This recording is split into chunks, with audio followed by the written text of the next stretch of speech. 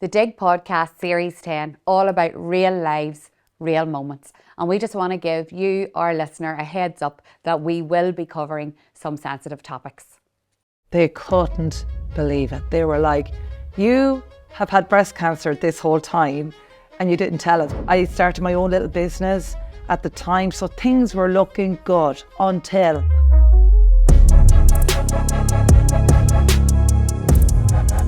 The day before I was going in to have my surgery, I told the followers that I had at the time, and I mean, every time I was told I'm going to be okay, it was a cancer. The hair is the worst for everybody. It's so tough. It's just taking away your identity. And I didn't want my page to be about the breast cancer. I wanted to show them a bit of style and makeup, and I just wanted to be happy. This was my 2.5-year scan. I got the results of the scan, and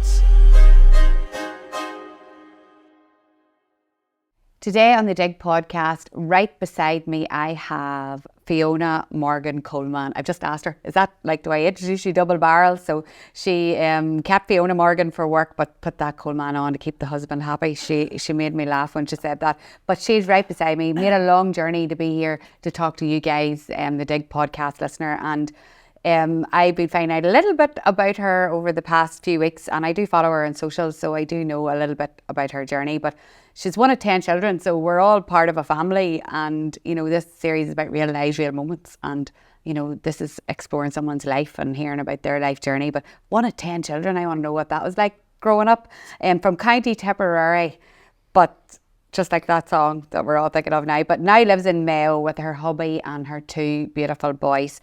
And you know, when you talk about life, like she described to me how, you know, she went to university and travelled like a lot of people do, and then she joined the Guards back in 2007. I'm always fascinated by that, like someone in the Guards or the police force, like what does a life like that look like? And she still works there to this day, but along the road, like so many people, the journey changes and you'd be hit with challenges. And she describes herself as a breast cancer survivor, and I love that, and I want to find out all about that. And that's kind of how I first found her online, when she started to raise awareness about that. So now I've said enough, I'm going to let you hear from her. Thank you so much, Fiona Morgan Coleman. I know it's so bloody long. I should really try and shorten it. No, but it makes you... Coleman maybe else, but everybody knows me on social media now as Fiona Morgan Coleman. So look, that's it. I didn't bother changing the name then, because then, like, you know, the way you change the name to like something maybe more fancier. Yes, that's just you. At the moment, it's just me and that's it. Yeah, yes. Exactly. Anyway, thank you so much for inviting me on the podcast. Thank you to you. We were able to have a wee cup of coffee there before we came on. And I was like, don't tell me no more, because I want to save it for, I like to hear people's story firsthand sometimes whenever I'm sitting in front of them. But yeah, like I did intro you there, just like a normal kind of life of, well, I don't know, like 10 kids in a family. That's a busy. So what was life like in Tipperary with 10 children in the house? Well, first of all, there was 10 of us and both my parents, and we lived in a 3-bedroom semi-detached house, and then we extended the attic bedroom. So we extended the attic to make it an attic bedroom so we could put the 4 boys upstairs, the 4 girls downstairs, and my parents had their room as well. And then any newborns that came in, you know what I mean, that there was that little bit of space for them as well. But yeah, look at life back then. And I say back then, it was so amazing. There was 10 of us in the house, and I always giggle when I think of when my mother announced. So from the second last child, the 9th child to the 10th child, there was about 4.5 years of a break from having babies, we'll say. And we got used to having 9. You know, we always thought there'd only be 9 children. And then my father told us that your mother's actually expecting the 10th child. And I'll never forget it. I went out to my mum, and God bless her, like, she's just such a hard-working Irish mum, you know, that kind of way. She was always in the home, always there for the dinners, just amazing. But she was putting the washing into the washing machine, and she looked at me and she goes, Fiona, do you think now I'd be doing all of this if I was expecting? And I don't know what happened to her, but I think she just didn't want to break the news then. But her father was after telling us in the sitting room. Yes. Straight away, my eldest sister goes upstairs. I'm out of here. She starts packing the bags. I can't deal with another baby. No way, whatever. But anyway, when the last child came, my sister had actually moved out. She had a partner at the time and all the rest. It was probably time for her to leave the nest. But growing up in a house like that, you just learn to get on with each other. And that has followed through in all of, as you grow older, we all get on. exceptionally well. We're very close. We're very tight. And yeah, we just had a really fabulous life. Does that make sense? For just the little simple things, you know, that sort of way. Yeah. No, just like that, just coming home from school, having the dinners, always into, like, I was into sport. So like that, I suppose with all of us, we all individually did something, you know what I mean? And then if we played sport, we sort of played it together, like there probably was 3 girls on the one soccer team, you know, that kind of way. So yeah, life is really good.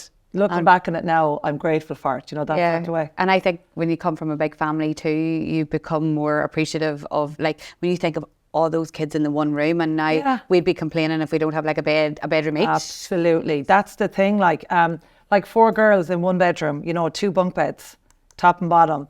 And that was it. And then I think we got a double bed then, and then I shared with one of the sisters. And even when she was at a stage where my eldest sister was going out, she'd be bringing her friends home to stay in the house because a lot of her friends lived in the country, we lived in town. And I'll always remember the freezing cold of the girls getting into the bed beside me after a night out, and I used to be always complaining. But we just got on with it. That was it. You know, we had 1 toilet, 1 bathroom, banging on the door, I'm next. Do you know what I mean? Hurry up. Like, you just got used to it. And that's it. Like, so now, as you say, I've got 2 boys, and we've probably, like, I don't know how many, you know, every room now nearly has an ensuite. Like, do you even use them? Like, you don't. But like, as you say, you know, it's funny how you do get used to being around a lot of people. And I suppose in a way, being from a big family, I think that's what made me such a lover of people as well. I love people, I love being around them, and I love the energy that it brings, you know, that sort of way. So yeah, that was really it. My father was a painter and decorator first, and then he joined the fire brigade, and then he was like station officer of the fire brigade. He became a local councillor, you know, in the town at the time. So like that, he did what he could to look after us. And then my mum did everything she could possibly do for us as a housewife, you know what I mean? So yeah, it was really, really good times. Women, they were real women. They were real your women. mum. So right. Like, if you saw my mother now, I think she's like 72 now, you would never think she had 10 children. Yeah. Like, she is just amazing. She's fit. You could ask her to do anything. Like, even now with me having the 2 boys, if I ring my mum today and said, Mum, you have to come up, she'd be up in a second. We're so lucky that she's in good health and that she's always been around for us. Do you know what I mean? Yeah. Like, you know, Mum and Dad, like, you know, it's great. It's always nice to have that as well. All of us love going home. Do you know that kind of in for the cup of tea and the homemade scones and bread? It's so nice. Oh, you're just so wholesome even describing that. I'm sure everybody's getting those feelings of home now and makes you just want to go back. But it's so lovely to hear that story of, you know, 10 kids, very busy but so happy. Yeah. And then you just, you know, went through life and you were sporty and travelled and met your lovely husband then. That was it. So basically, right, we'll go from finished school, okay, went to NUI Galway, the university there, and I got myself a science degree.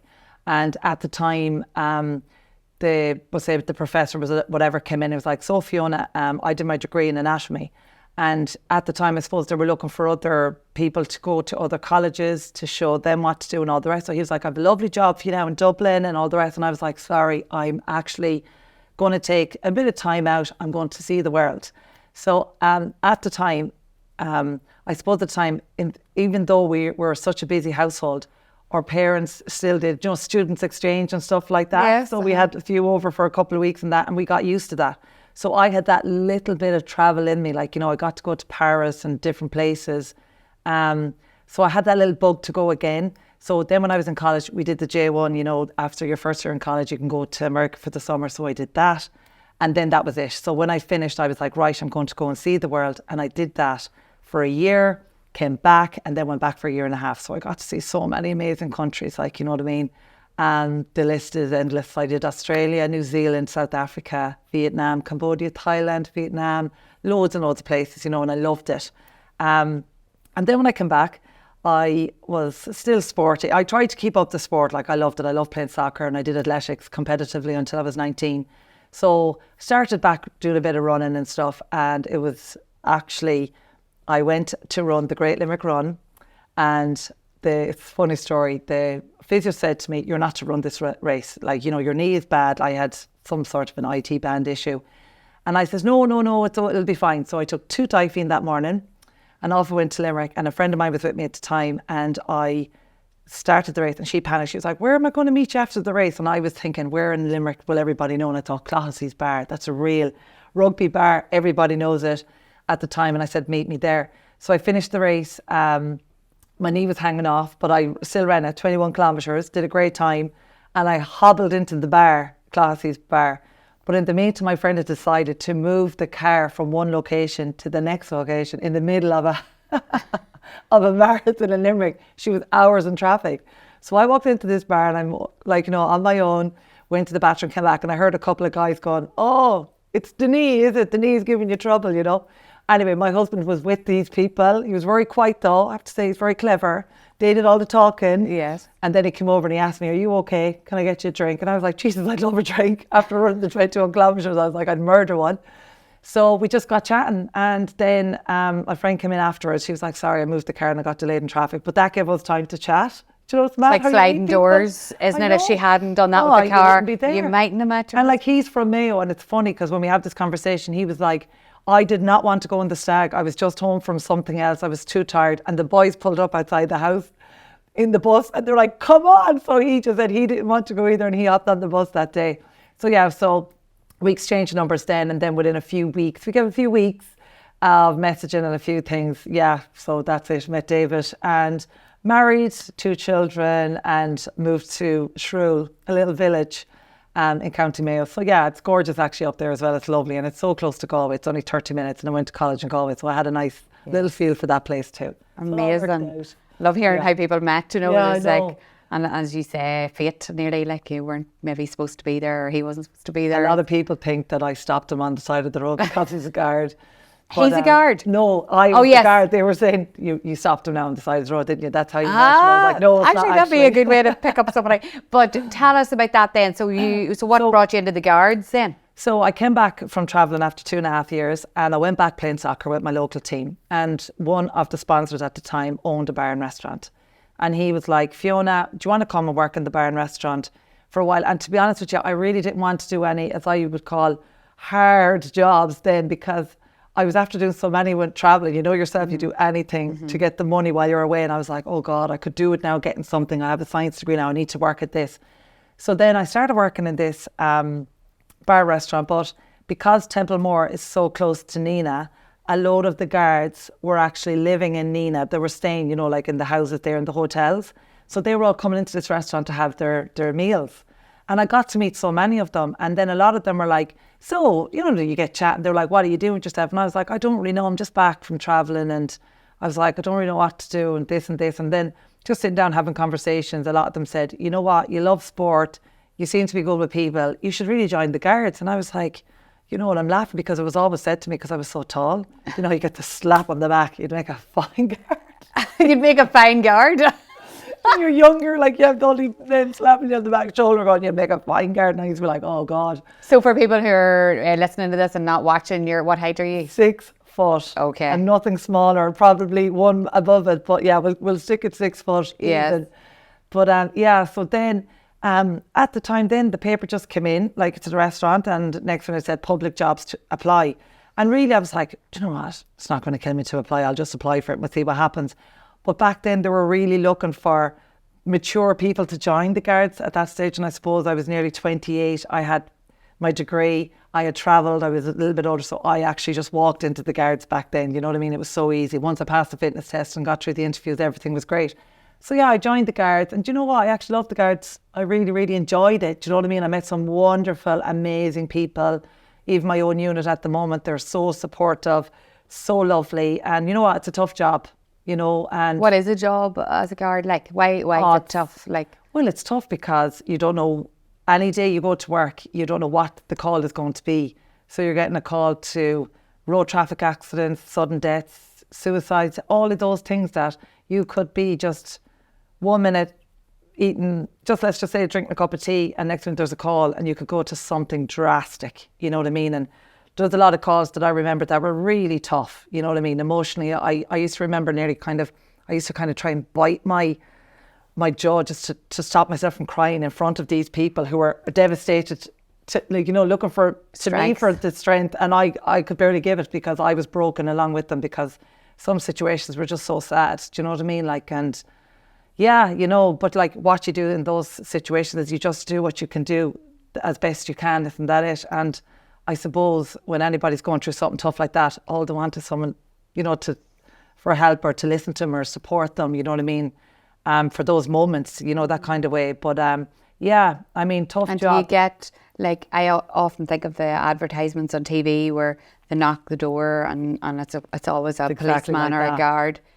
Do you get training to support you through that? Because that's emotionally It is traumatic. and to be honest with you, you don't. Okay. Now, when I say training, like as in when you go to the Garda College and you're trained, physically we'll say number one, and then you have to learn the law. So you know what I mean. You have different things that you have to know what you're doing, so that when you do arrest somebody, you know what you're at. But to deal with the emotion and all of that, nobody gets training for that. That's just something that's either in you or it's not. And it can be quite difficult for members, because I remember one time going to a call where there was a guy walking on the motorway, God love him, and he was killed stone dead by a van, like, you know. And I remember going to that call with another female, and she just said to me straight out, she goes, Fiona, I cannot get out and look at this. I can't see this accident. I can't see the blood. And I was like, don't worry about it. It'll be fine. I'll do it. So when we got there, a paramedic had actually been driving home from work and had spotted the accident as well. So he was there. So there was a couple of us there. So that was good. But like that, there's so many, we say guards are brilliant at one thing and they might be weak at another thing. You know what I mean? So that's why you have the people on the unit that you can say, listen, I'm not able for this. Can you just take this on? And that's just the way it works. You know what I mean? And it can work really well. The Dig podcast means so much to us because we're able to help people with actionable advice, both in the world of work and life. And so many people are listening, thousands of downloads, but some people still haven't hit that follow button or subscribe. I'm guilty of it too. I listen to podcasts and I actually haven't taken that action. But I'm asking you today, if you do love the podcast and you want to keep seeing more guests, if you could hit follow on Spotify or Apple, or if you watch on YouTube, if you hit that subscribe button, it helps the podcast grow. And in turn, I can continue to have brilliant guests that bring you great advice each week. It's like community supporting each other too. Absolutely. And I think as well, even for me, I think you become very close to the people that you work with, because like that, you go through literally everything with them, all those emotions with them. So yeah, it becomes a nice little family as well. You know what I mean? Once you get a good unit and a good sergeant and that, like, I mean, that's good. Do you know what I mean? It's kind of like half the battle, that we all support each other. It sounds like it. And I always look at people like that and, you know, it's just the traumatic situations. I always imagine they're the first port of call. So it must be so hard. But then, so life was all good with your work and your family and everything. Yes. But then you got like a big curveball. Do you want to take us on that journey? I will. So I had two boys. I had my first child at 36 and my second boy at 38. And that was fine. You know, life was busy, but like that, working as a guard, you're working night shifts. Like that, probably I was pouring from an empty cup. I was trying to do it all, two smallies. You know, I just probably am one of these people where I kind of don't really ask for help. I take on everything myself. And I suppose at the time I was probably feeling a little bit tired, but at the time I didn't really know what that tiredness was. You know, that kind of, because I'd always go, oh sure, I was working late last night, I'm wrecked now today. Anyway, one night I was just lying in bed and I literally was just scratching the top of my chest here, and I felt this tiny little lump just at the tip of my breast, and I was thinking, okay, so I got my other hand and I felt it, and the two of them felt completely different, put it that way. Definitely one had a lump, the other hadn't.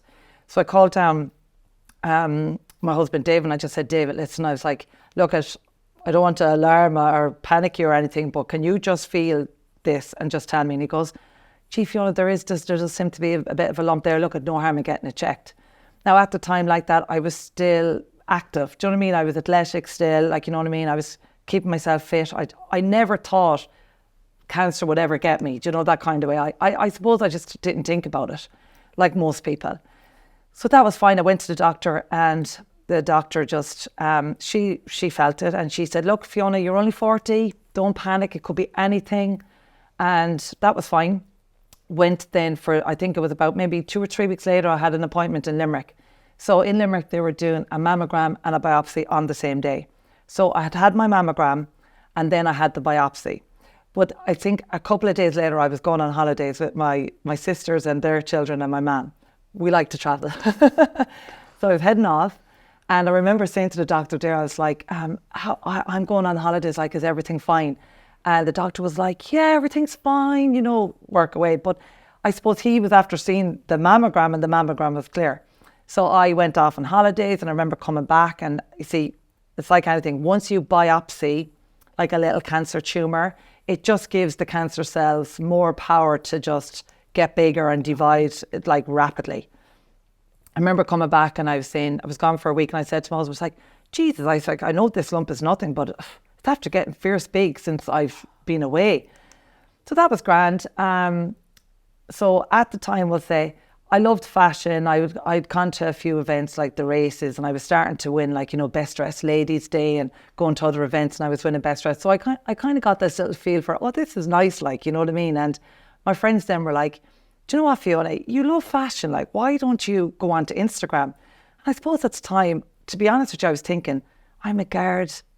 Like, you know, is this going to work? You know, the way, like, you know, and I was like, maybe not. But anyway, on the 8th of May in 2019, I put up my first video. I said, right, just do it, Fiona. So I remember like the video, my Zara blazer, of course as nervous as anything. Then that was it. Had the video done, and I went down to Limerick. And I had great plans for Limerick that day, because there's a little shopping centre there and they have the Zara, and I thought I'd go down to the hospital and I'll go and do a little bit of a shop afterwards, you know. And then when I got to the hospital, oh God, I just found out then, they were like, look, Fiona, the biopsy's come back. I'm afraid you've got breast cancer. And do you know what? I suppose you go into shock. I can't honestly tell you how I felt at that time, but I'm sure shock was definitely number one. I just thought, what? I've got breast cancer? How? And then after that then, and this is for anybody that's listening, after that, there's so many other tests that they have to do. So you have to have the other scans, you know, your CAT scan, to see that it's in one area and it hasn't spread to another area. So for me, I had it in my breast, okay, but I also had it then in my lymph nodes. So when they did the MRI, they found the cancer had spread to my lymph nodes. So at that stage then, I had stage 3 aggressive breast cancer. Anyway, so after that then, this is me like driving home, told my husband David, told a few close friends, and on the way back I said to myself, I was like, God, I'm after putting up my first video on Instagram, and if I don't go along with it, they're going to just think that this isn't working out for me or whatever. So I was like, keep going now, Fiona, with the videos. Like, we'll keep it going. We're going to tell nobody that you have breast cancer, not your followers. Or just try and gain the followers in and all the rest. So at the time, I just kept coming on. I just made myself so busy, started coming on doing makeup, fashion. And then I had the surgery planned for July, and for the mastectomy, and what they call is an auxiliary clearance. So they do both. They do the breast and they take the lymph nodes out in the one surgery. So the day before I was going in to have my surgery, I told the followers that I had at the time, and I mean, the support was massive. They couldn't believe it. They were like, you have had breast cancer this whole time and you didn't tell us. But I was like, there was no point, and I didn't want my page to be about the breast cancer. Does that make sense? I wanted to kind of get through this. I wanted to show them a bit of style and makeup, and I just wanted to be happy and not think about it or worry about it, you know? So I had that. And then after that, then I had the chemotherapy. So I had 8 rounds of chemotherapy, and then I had 35 sessions of radiation. All of that took me up to, the end of February 2020. So I finished everything. I'm laughing like this, sorry, Caroline. You know when you ring the bell? Yeah, well, I've seen that, yeah. So anyway, I went to ring the bell, and the bell came out of... No, it didn't. So I always say I was never meant to ring the bell, and I actually have a really good video of that.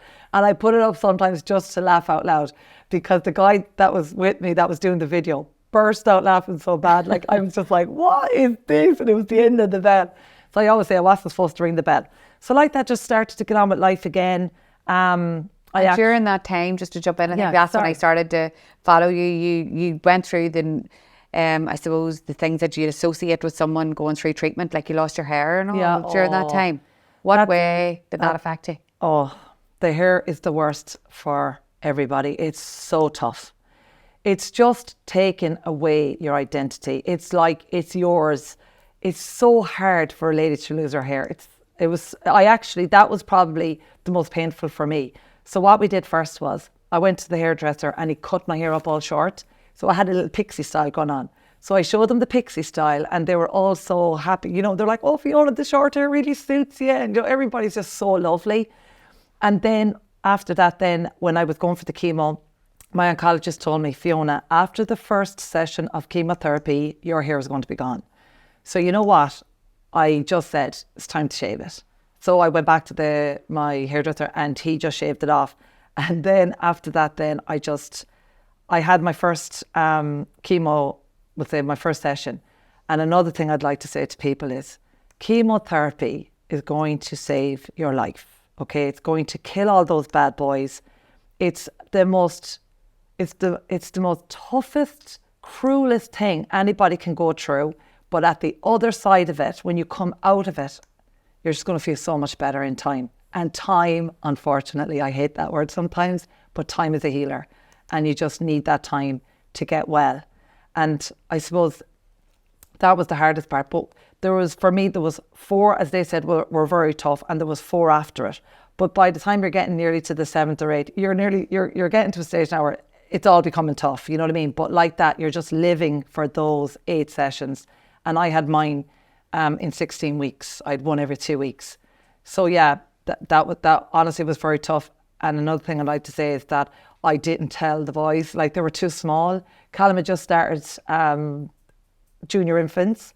And I remember when he saw me, like, you know, without the hair, I remember him saying, Ma'am, what did you do to your hair? And I was like, oh, Callum, I was like, you know what, people needed my hair, so I gave it to them. And he goes, okay, but don't do that ever again. He's like, don't do that ever again. I was like, I won't, hopefully not. But so I think that was the only time he felt that little bit of fear, because after that, I got up out of bed. I didn't lie in bed. That's one thing I would say about myself going through it. I got up. I got on Instagram. I think I did makeup every day. I don't know how these followers followed me for so long, but like, even when I go back on the videos, I'm like, oh my God, was I posting all of this? But you know what? It got me through it. It got me through it. And I suppose from other people as well that were just newly diagnosed, they were looking on my page and I was giving them the hope and the strength that they needed as well at the time, you know, because we all need it, you know what I mean? And I always say to people as well, not just going through breast cancer, going through anything tough in your life. You just need nice, important people around you. You'll certainly find out who's there for you, who's not there for you, who's important in your life. And you know what? If your circle gets a little bit smaller, that's okay. You know what I mean? It's just minding yourself. It's so important, you know. We're just taking a short little break in the Dig podcast to shine a light on our fantastic partner, Linwoods Health Foods. Small changes every day make the biggest difference to our health. Linwoods Health Foods was born out of founder John Woods' first-hand experience after suffering from a heart problem. On a mission to improve his health, John discovered the nutritional properties of milled flaxseed and integrated these little seeds into his diet every day. Feeling the benefits, John then began to share the goodness of milled flaxseed with his family and friends.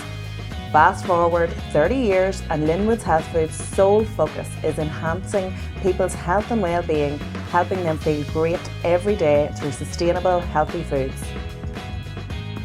Linwoods is available in all major supermarkets, health food stores and online at linwoodshealthfoods.com. Make a better start every day with Linwoods, proud sponsors of the Dig podcast. And now back to our guest. Sorry, I'm talking too much. No, you're not. I can't even, you know, like, you just, I watched it, but you don't, whenever I'm sitting here close to you and I can see your eyes go teary and then they be okay and then tear, and then I'm the same. But there's so many people listening that are going through this because it's so common. We talked and we were having our coffee, like the statistics of how many people have cancer. I know, very high. So we need to find ways to deal with that because it's going to touch probably so many of our lives in some way, whether it's us or our family. Okay. So you're giving us hope there that, you know, look at you, you're so vibrant and beautiful and so open and honest, and it's great that people are going to see this, okay? So this is good. So thank you for sharing it. But I know that it didn't, so you tried to ring the bell and the thing came away. So we'll say, but after my treatment, I sort of got back into my life, like as in I started playing football with the local team and just started trying to, I suppose, heal in a way and just get back to a little bit of normality. My hair started to grow back. It came back brown, because like that, your hair after chemo either goes grey or brown, 2 colours. Mine came back brown. I was embracing the brown, you know what I mean? And yeah, I just kept busy then with Instagram. My page started getting a bit busier. I started doing collaborations with other brands. I started, you know what I mean? The following was coming on. I started my own little business at the time. So things were looking good until I found in the shower, I always check myself, and that this is so important for people. You have to know exactly what's inside of you from here, we'll say. You need to thoroughly check yourself to know that whether something is a lump, if it's not, if it was there before, if it wasn't there before. So after the mastectomy, I didn't have the reconstruction. I was small chested anyway, and I just said, you know what? The scar was so beautiful. Like the surgeon that did the mastectomy, she just left it so perfect. Like it was just like a lovely little line of a scar. It was so neat. So like that, it was easy for me to check around that as well. Just, you know, because they'll always tell you after a mastectomy, still check around your scar, because you know yourself with cancer, it can grow back or whatever. So I found this little tiny lump in between, we'll say, both breasts in the middle. And I remember thinking, I have not felt that before. That definitely was not there. So like that, I remember the day that it happened, because I went out for a lovely walk, and I'll never forget it. I was having a lovely cup of coffee and a scone at Ashford Castle. There's a little shop there called Mrs. T that's just beautiful, and we're sitting down. It's even like here, it's just gorgeous. And little Robin came down, and it started eating the bread off the plate. Now, I've seen robins in my day. I'm probably obsessed with birds a bit anyway, but not that close, you know what I mean? It was right there, and it wasn't moving. And then I thought, okay, I kind of got a little bit, is this good news? Is it bad news? Whatever. I went home, and at the time, remember, I got out with my skipping rope, because I was doing a bit of skipping as well at the time. And I got my skipping rope, and then the hospital rang, and they said, look, Fiona, we don't want to like make you nervous or anything like that, but we need you to come back. There's just something we need to check before you start your radiation. So basically, when I found the lump, sorry, I'm after kind of going forward and backwards, but the lump actually came back as being cancer. Okay, so I'd had the surgery. They took the lump out, but because the 2 centimetre of tissue around that lump was clear of cancer, they were happy. Sorry, I missed that part. Okay. So that the second one came back as positive for cancer. So they took out the lump, and then they had given me, I was going to do 19 sessions of radiation. Sorry, so while I'm waiting for the radiation, this is the day that this happened. Okay, sorry, I'm forward and backwards, but this, I just want to make it clear that this is what happened. I thought I was starting the radiation about a week after that, but I hadn't got that call, and I was kind of wondering, that's a bit late. And then they told me to come down. So when I went back down, an amazing doctor down in Limerick, she said, look, Fiona, I'm going to do a couple of biopsies on your chest wall. We'll just see. I'll do a couple around your scar line on your chest wall, just to make sure that there's no cancer, because I'm not happy to sign off that you're cancer free. So she did about 3 or 4 other biopsies on different areas of my chest wall, and they all came back positive for cancer. So that was awful. Now, it was very scary at the time. I'm not going to lie to you. I think I nearly felt like pulling out of the surgeon when she told me there was nothing more she could do for me. And I mean it, because you're looking for somebody to tell you that you're going to be okay. And I remember her saying, look, Fiona, I can't do any more for you. I've done the surgery. We've taken out the extra lump. But the only thing that I can do now is take off your chest wall. And I won't even be doing that. And that's a horrendous surgery. Look, it's something that I wouldn't do. You know what I mean? I think you have to go abroad to get it done anyway. So I was there thinking, oh God. And like that, you go home from the hospital, you're thinking the worst. You're thinking that you're going to die. It's awful. And I met my oncologist, and the oncologist was like, right, show me, where is this lump, or what happened, or what's going on? And he went through everything with me, and he put me up in the bed, and he stuck his finger down into my chest wall, and he goes, yeah, I can feel something, yeah. But he goes, there's a new drug. It's after coming out, and we're going to start you on this new drug. Lads, I thought I'd won the lotto. I was like, oh my God. So he started me on a new drug, and basically, right, my cancer is estrogen driven. So they had to kill all the estrogen in my body, because my cancer was feeding off the excess estrogen. So then they put me into premature menopause. So now, after my first surgery was they had me on a tablet to kind of put me into an induced menopause. But obviously it wasn't killing the cancer cells quick enough because they were still feeding off the estrogen. So they gave me this new treatment. So it's kind of like immunotherapy treatment. So I get injections once every month, and I get 3 tablets. They're sort of like a chemo tablet. I take them every day for 21 days. So far so good on those. I'm kind of 2.5 years on that drug, and it's been good to me. It has been very good to me. So you'll get over the menopause, you'll get over the sweats, you'll get over all of those things once I'm happy and healthy and can live my life as best I can. That's all I want, you know. And so is that mean that you're living with your cancer then? My cancer is incurable, but I can live with it. Do you know what I mean? Like, you know what I mean? And that's just the way, because when the cancer leaves that site and goes to somewhere else, they can never tell whether it's landed on your liver, whether it's landed on your lung or anything else until they see the scans. And it's a scan that will tell you what's going on or what's showing up. Yeah, so. But what, like, that is unbelievable. Like you're saying, and you're so, it's great to hear that you can live with it. Like there's this mindset that you can't, isn't there? Like people think, when they hear that, it's over. Anybody that gets a cancer diagnosis, the first thing you're going to think of is death. Yeah. You're going to think you're going to die, because unfortunately so many people die from cancer, and that's just the reality. Right now, there are so many new treatments available for us, and that's why support all of the breast cancer research. Anything that you can support that puts money into something that you may need in time, it's so important. Do you know what I mean? Because without these drugs and without the research, they wouldn't know all of this. Like, for my oncologist to turn around and say, this is a new drug, it's after coming in, we're going to put you on it. Now, there a while ago, I think it was after my 2-year scan, he said to me, he came into the room and he goes, look, Fiona, you've been on this. I said to him, I was like, because you see, like that, you're taking certain drugs, but sometimes they might have an effect on your liver or whatever else, because they're hard enough, they're harsh enough, you know what I mean? But I said it to him, I was like, am I going to wait on this drug? Like, you know, because you remember you were saying, like, you know, it can be harsh. And he goes, Fiona, when that drug stops working, I will have something new for you. And just to give you, you know what I mean, that encouragement and that hope that you can just keep living, you know, it's wonderful, like, do you know what I mean? Because all you're thinking is, I'm going to be okay, and I'm going to be around for my kids and my husband and my family, and there's so much I want to do yet in life, and I just want to be around to do it. You know what I mean? But yeah, so I had a scan last week.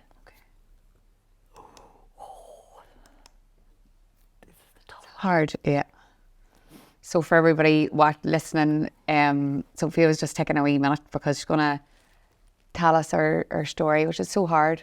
And if you don't want to, you don't have to, okay? So, and there's people listening that are going through this, and it's going to be hard for them too, but that's why Fiona wanted to do the podcast, because actually we have so much awareness for this topic, and that bit about giving money for research or any support you can, or volunteering with people that are maybe going through stuff, for supporting the Macmillan, and I don't know about all the different places down south that are support, but you can tell us at the end to signpost people, Fiona, but you know, all of that, we need to do that as a community too, to support people like Fiona and their families. So that's what this podcast is about. So and yeah, sorry to get upset. No. This one is a little bit raw, because this was my 2.5-year scan. Yeah. So I went down actually I had a lovely event on Thursday night. It was so beautiful. I seen you. So amazing. Gorgeous, yes. Now I've got myself together. Yes, good girl. No, you're all right. So it was so amazing. It was self-care sessions, okay? And do you know what? So many women came out to that. It was sold out. There was actually a waiting list for it as well, because they were trying to get in, but there's only a certain amount of people that can go to them. And what I would say to you is definitely go to them. Everybody just made the effort to go to this session. It was so amazing. Like, you know, women talk real life stories, just getting out of the house. Because you know what? We do everything when we're at home. Husbands can be the best that they want to be, but the mother, well, I know for myself, I just take on everything. You know what I mean? I want to go to the matches. Nobody cleans up as good as I can clean up. You know yourself, if you told them to put away the dishes, you'd probably be like, oh, they put it away in the wrong place, go on. You know, but like that. I just do a lot myself. Anyway, amazing session. And then on Friday, I went in for treatment into the hospital. So look, I always try and be as honest as I possibly can Yes. with my followers, and they've all been on this journey with me. And that's really important. And it's important to be honest with everybody as well, you know what I mean? But anyway, it's not bad news, but there was a little blip. So I got the results of the scan and my cancer markers are good, but they're after finding a teeny dot on my left lung. And I won't know for another 4 weeks what that is. So basically, when you get something like this, you have to wait. So the 4 weeks wait is to see if it grows or to see if it disappears. And I'm going to put it out into the universe that it's going to disappear, right? Yeah. We're going to blast it out of me. Yeah. And if we don't, imagine how early that's been detected. Yeah. So if it's something new, we'll get rid of it. And then I'll talk to my oncology and team and all of them experts that are so good at this, and they'll help me through it. So yeah, that was tough. That was tough this weekend. Yeah. And that's hard for you to share that on here, Yeah, I didn't tell anybody yet. So I know. Yeah, I just needed the time, the weekend, just to process it in my head because no matter what, you'll always have people that'll be like, you're going to be fine. You're going to be okay. Have the nurses and all the rest. But, for somebody that's a hazard and it's going through it, you're there thinking every time I was told I'm going to be okay, it was a cancer. It was a new cancer, or you know what I mean? So part of me probably has this little hope that it'll disappear. Another of me is conscious that I have breast cancer. It spreads. The lung is beside the area. It could be that. But you know what? That's just something that I'll deal with in 4 weeks' time. Right now, my sister's getting married. She is. You told me, yes. We're so excited going to party. I cannot wait. And I'm actually going to let my hair down. I'm going to have the best time because I'm not going to sit down and let a little 4 millimetre tiny little thing ruin that for me. Do you know what I mean? Because it may be a thing of nothing, but it may be something more. And I suppose part of me just getting upset just makes me a little bit anxious about what it is. But look, guess what? I'm good at putting things to the back of my mind. And is that like the people that are listening that's so hard. That's so hard for you. So I know you need to take a minute. I'm going to talk and you take a minute. But for people that are listening that have went through that up and down of going through all the tests and then hearing all the different news, and you just said I put it to the back. Is that how you move forward? Because you're putting it. I was actually talking to a boy this morning. Yeah, and he said he puts it in a box on a shelf. Yeah. Is that what you're kind of doing? Some people do stuff, they write it down and they put it into the back of their freezer and they're like, right, you're back there, you're staying there. Somebody told me about that before. But for me, I suppose, I always think of this, right? How I'm feeling today, pretty good. Like if I sit down, the way sometimes people go, oh, I have a headache or I have a pain in my shoulder or I have a pain in my leg. And that was the same thing with me going through treatment. I had so many people come on going, Fiona, I'm finding it really tough. I'm getting pains, I'm getting aches. I suppose, I don't know what it is about my mindset. I just get on with it. I don't sit down and think about where exactly I have the aches and the pains. I think I just keep myself so busy in a good way. Now, not in a way that I've been neglecting myself. In a good way, I'll do nice things for myself. I'm all, like, as you know, a 9 and 8 year old playing sport every day of the week. Like, you don't really get time to sit down and think about aches and pains. Let's be honest. I suppose that's a good thing as well. You have children that'll keep you so busy. My Instagram, working with an agent, just being busy in general keeps me busy. But I think you have to, if I sit down and think that this is what it could be, I'll just make that worse, because cancer loves stress. It hates oxygen. Cancer wants you to be lying in your bed all day, worried and stressed out, and it'll just love it. It'll just multiply and it'll just get so much bigger.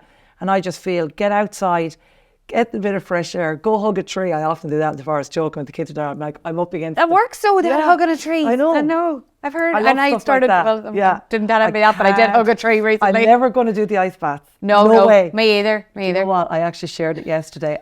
Roy Keane and the other lads, the soccer, I forget the name of I forget the name of the programme that they do. Do you know when they all Loney, can you help us out? Loney, that we're whatever they are. But anyway, they all come on chatting about different things. But I loved Roy Keane going when growing up, because I played soccer. So I had Roy Keane all over my bedroom. I swear to God, I even have this little high-tech card.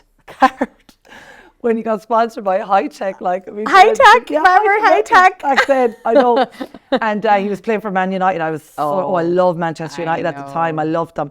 And I was just obsessed with the whole thing. Remember they But, did the wee like miniature figures of all the Man United boys. I have 5 brothers, so they had them, and I knew like Scholes and Lee Sharp Cantona, and David Beckham, Pallister, and Hughes, the whole lot of them. But the older team was just unbelievable. Yes. That team then, they were winning everything like. But anyway, loved them. But anyway, yesterday it was so funny because one of the guys was saying, but one of his best friends that played for Man United, he was like, yeah, he goes, the ice baths, I go in them now, 5 seconds and the degrees and all the rest. And it was so funny because Roy came turn and goes, load of nonsense. Load of shit, basically. Yeah. He was like, stop it, yeah. He goes, I've read into it. They're no good for you. They're no good for you. I love him for saying that. I know, so do I, because I was always looking at people going, why are they jumping into this freezing cold water? Now listen, loads of people love it. Yes, there is and it benefits. works Just for them. disclaimer, we're not Exactly. dissing it. And I'm saying that to people as well. So find what you like, you know what I mean, that works for you. The ice baths will not work for me. I hate a cold shower. I actually just nearly go into shock. And actually, when I tried the ice bath the last time, I got a headache. And I actually came on and told my followers that the thought it was hilarious. I was like, it actually gave me a headache, the cold. That's the blood pressure that would cause a headache, you see. Yeah. So bad. So what I would say to you is just do something nice for yourself. Don't wait for an illness to look after yourself. Don't wait for a diagnosis to do stuff like to take away stress from your life, to try and take it away. I understand that we all have obviously different stresses and different stress factors, but don't wait until you get sick to do anything about the life you're living. If something needs to change it now and enjoy it and live it to the fullest and go on all the holidays and do, if you love going on holidays, and do all of those things that make you happy. You know what I mean? Yes. Because life is too short. It is too short. And whenever people like you say that and you're going through that, it really hits home for people. And you need to listen to these stories because you can get caught up in the silly things and worries of life and everything. And then someone like you with your courage and your resilience makes us shock us into, realising that our life is today, right? Yeah, no one's guaranteed tomorrow anyway. What you have present. Stop sweating the big stuff. It may not happen. Just keep going, okay? And that's really it. Like, just wake up in the morning. I always say it. From the moment you get out of bed, that's going to define your day. It really is. I always open up the blinds. Whether it's a bad day or a good day, I'll just take one of those big, deep breaths and I'll be like, today's going to be a good day. So no matter what, it's going to be a good day. And I've started off my day with that. And they always say as well, dress your bed. They always say, try and dress your bed every day because it's like the first thing, that your brain loves it. You know what I mean? Your brain just feels better when you've your bed dressed. And I understand you're getting kids out to school. When I come back, I do it or whatever. But just try and be positive and say something nice to somebody. If I always say that, if you see them in a shop or you see them in the street, just give a compliment. Just be nice. There's too much negative in the world and there's a lot of, with Instagram as well, comparison of pages and different people. Just let everybody live their lives and just try and live yours as happy and as peaceful as you can. And trust me, when you start practicing gratitude and all of that, it does work. It really does. Because I've practiced that from a young age. I think even the fact that I was one of 10 kids, we didn't have all the material things. That's been honest, we really didn't. I think my father had this little cream Beetle that I don't know how many of us fit in. And then like a Toyota Corolla, the Corolla, the brown, and I think back to all of these things, but we were so happy. So happy. We're just so we used to go down to the river to wash the dog and that was our Sunday days out, and stuff like that. But I suppose we grew up in an estate as well and we were around a lot of kids and we just had a really good childhood. And all of us always say it, like we're just so grateful for that, you know what I mean? And I suppose then for all of us, getting older and getting good jobs, we're all working and we all support each other. One person could have a brilliant job and one person could just have you know what I mean? But we all support each other, I suppose, and tell everybody that they're doing great, you know what I mean? And I just think as a family as well, yourself as well, when you have boys, they all keep you on your toes, you don't get too far ahead. They'll be like, they'll always put you down. Definitely not. It's in a funny way, I know. Yeah. And Fiona, so for people that are listening, where can we signpost them now if they're going on this cancer journey? Is there any particular organisation that have supported you in the south that we could tell them about? And then we'll also put in signposting for people who perhaps can't access it in the south and maybe need it in the north. Is there any particular organisation that has supported you? You know what? Breast cancer research, they do a lot of research into, like I said to you, all the different treatments and stuff like that. They're based in Galway, okay? But like that, there's a lot of, you have the hospice, Mayo, the Galway, the hospice, like a lot of them would have even messaged me saying, Fiona, if you ever need anything, like a little bit of counselling, we're always here. the thing about it, when you're diagnosed with cancer, is when you go to that hospital will give them the information, the leaflets as to who to contact and who to have. And another thing I'll say to you as well, message me any time, night or day. I always say that to people. I've been up at 3 o'clock in the morning messaging people that can't sleep, that are nervous before surgeries or starting treatment, and I will always message back. And if I don't message you back straight away, I'll always take a screenshot of that person and message them back. And that's another thing I'd like to say about my page. My page is there. I've made a lovely little business out of it. I called it The Little Things. Candles, room sprays. I brought out my own set of makeup brushes. They've flown out. Just the support that I've gotten from my followers to have my own little business. You know what I mean? It's so lovely, you know. And like that, I try and be as fair as I can with them. If even from a price point of view, like I'll always try and do my best for you, like, you know. But just like that, my page is mainly about helping others, and that's all I want to do. And don't think that you're upsetting me or that you're making me think about it. I live with cancer every day, and like I told you, I can put it to the back of my mind. I feel healthy and well, and when I feel healthy and well that day, I'm good to go. I'm good to give you all the advice that I can give you from, you know what I mean, from my own personal experience. You know what I mean? I don't have all the answers, nobody has, but I'll help anybody as much as I possibly can. What a relief for people who are listening to hear that. And I know you do. I've messaged you a few times and it's hard to keep up all the messages, but you know, you do always try. You're going to look after yourself tonight because you're going to have a night to yourself. I can't wait. I know. It was so, when you said to me it was on here, it was like a no-brainer because and it was so funny because you'd messaged me at a time when I suppose I was like, you know what, it'd be nice to chat and it'd be just nice to chill out then for the rest of the day. And I'm going to look after myself now today. Do you know what I mean? Lough Erne Resort, you're going to look after chill out. Love it. Bring it on. Bring it on. Yeah, right. I know. But that's it. Like, you know what I mean? And like I say, it's just, yeah, it's just nice. And that's for anybody as well. Just mind yourself. And for all the ladies that are listening that are really busy with children and everything else and just feel that sometimes they can't breathe, just sometimes ask for that little bit of help and just make time for yourself. And sometimes I find that's really after helping me, to be honest, is writing stuff down. I never realised the importance of actually taking note of what you need to do today or tomorrow, because really you can get overwhelmed by everything. But even if you write a couple of things down and knock a couple of things off your list that day, I find I feel a lot better, you know what I mean? Because I get anxious about stuff, trust me, you know, and I get stressed about certain things as well. But I just find that even writing it down and doing a little bit every day, it helps. Definitely does. There's loads of tips you've given us today. Oh God, I don't know about that. You have. How can people follow your journey? People who don't know about you, where can they find you? What's your username on Instagram? So my username is a very boring name, I'm afraid. Fiona Morgan Coleman. That is it. That should be in lights. Yeah, you're Fiona amazing. Morgan Coleman. But we're going to tag it in the show notes, and we're going to tag you on all the socials so people can follow, because you're bringing light to so many lives, and I love following you. And I didn't know all those things that you've shared, and you know, I hope that you're okay when you leave here after sharing it. No, absolutely, no problem at all. Like I said to you, I love that, gets me through my journey as well. Yes. Do you know what I mean? It's the support from people and the nice messages, you know what I mean? Because like you say with Instagram, there's a lot of people that talk nonsense about people. Don't go to those pages and don't read about the nonsense. Follow the person that you like and follow them for who they are.